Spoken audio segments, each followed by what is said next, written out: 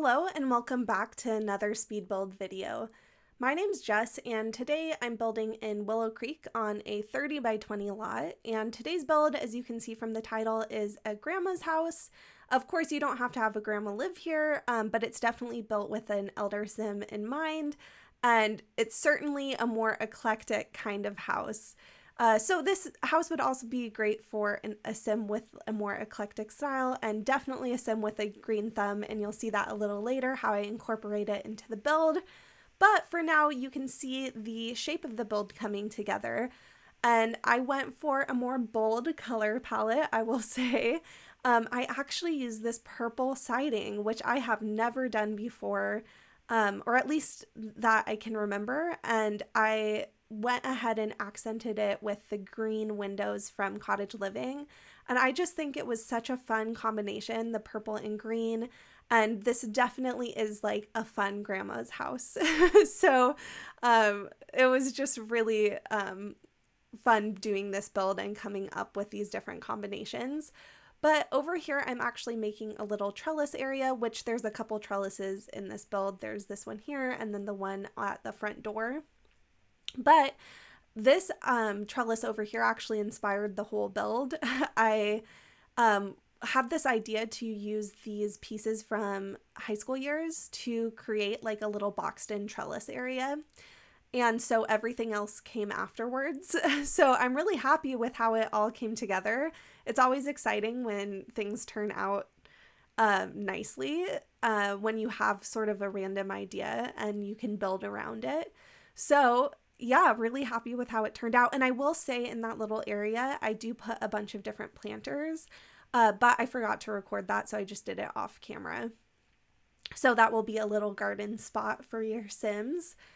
But here you can see I'm just getting the final details on the main house itself, adding in columns, stairs, and all the little windows that I oftentimes forget to put in, but I actually did this layout because I wasn't sure if I had the proper size. So if you are new to this channel, you might not know that I do every build twice. So I do the entire build and then I record myself building it all. And that's just because I think it's so much easier than having you all see my complete indecisiveness when it comes to building, and it means a shorter video for you, which I imagine is nicer as a viewer.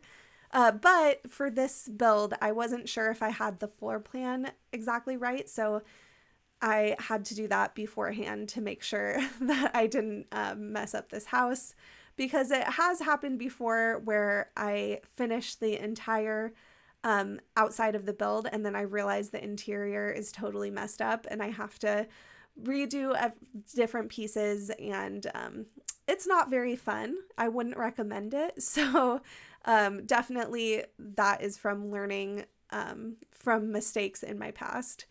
But here you can see I got out kind of a palette of the different flowers that I wanted to use in this build, and I have to say this landscaping I am obsessed with. I think it looks so nice.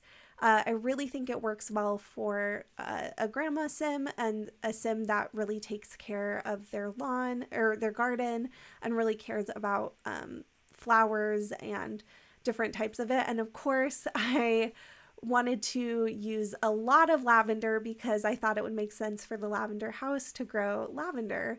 So I added that in like crazy, and you can see I also used that purple bush from Cottage Living. I love the rose bushes that come in Live Edit for Cottage Living. Honestly, I love all of Cottage Living Live Edit. I think it's like perfect for landscaping.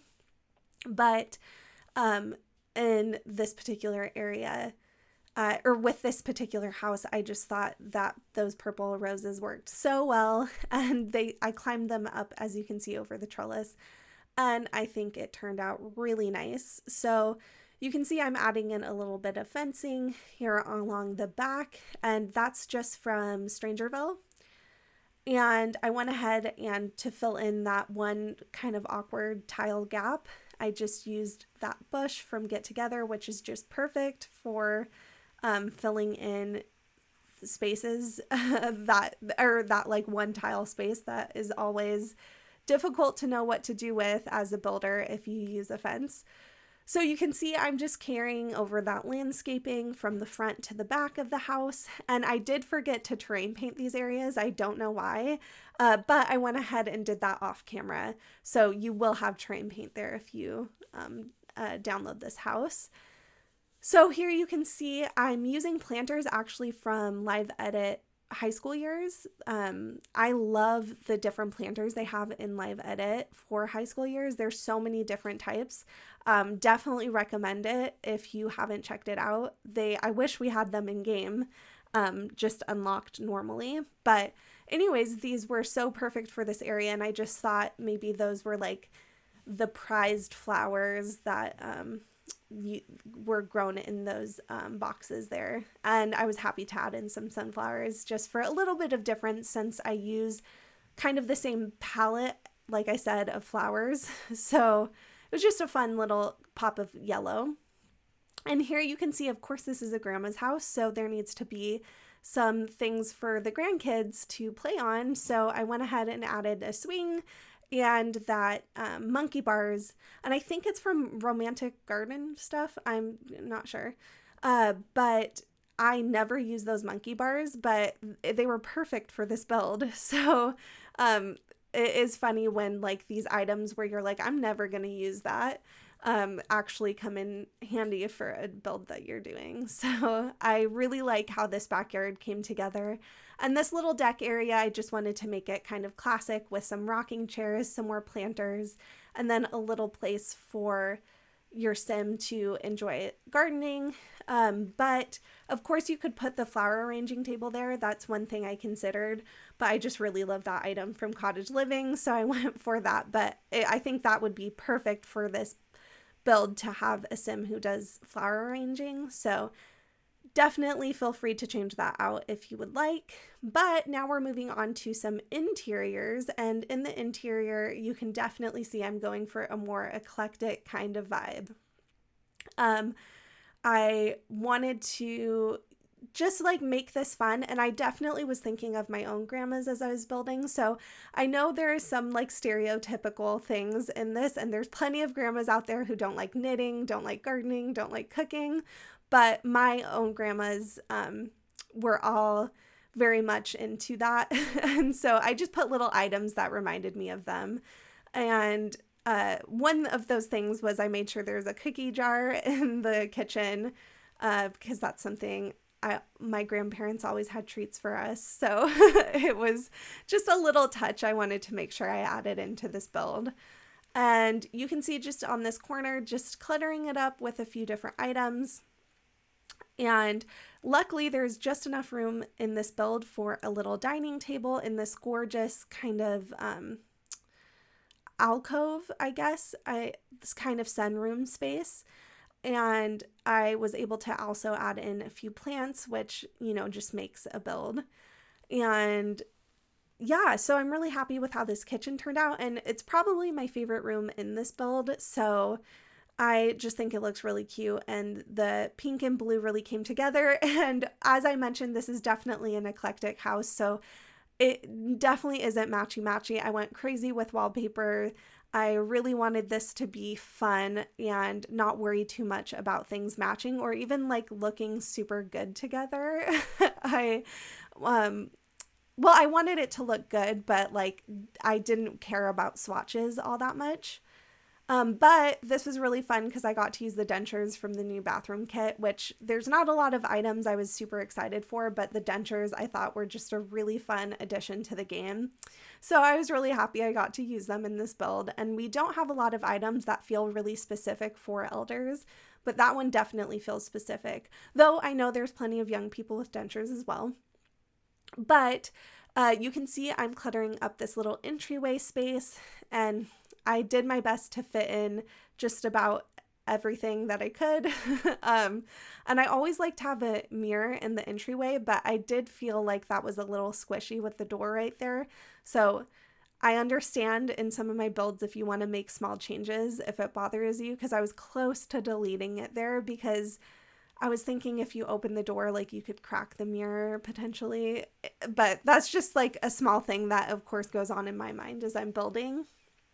But here you can see I'm actually doing a playroom for the grandkids. I just thought that would be a perfect addition for this build, to have a space for the grandkids to play and try and have like a variety of different toys and even some skill building items with the art table. And I'm just really happy with how this little space turned out. And I just think, of course, it makes sense for a grandparent to have like a little playroom. I just think there's something really sweet about that room, and it made me really happy to build. But I did add in a laundry machine, and now I am just realizing I didn't add in hampers. So I have to make sure to do that before I upload this to the gallery.